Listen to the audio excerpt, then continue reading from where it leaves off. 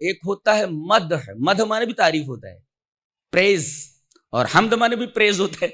فرق یہ ہے کہ مدح زندہ اور مردہ دونوں کے لیے ہوتی ہے۔ جی، آپ زندہ کی بھی تعریف کر سکتے ہیں تو مدح ہے، اور اگر مردہ کی تعریف کرتے ہیں تب بھی مدح ہے، لیکن حمد صرف زندہ کے لیے ہوتی ہے۔ جی، مردہ کے لیے حمد نہیں ہوتی، حمد صرف زندہ کے لیے ہوتی ہے، مردہ کے لیے نہیں ہوتی۔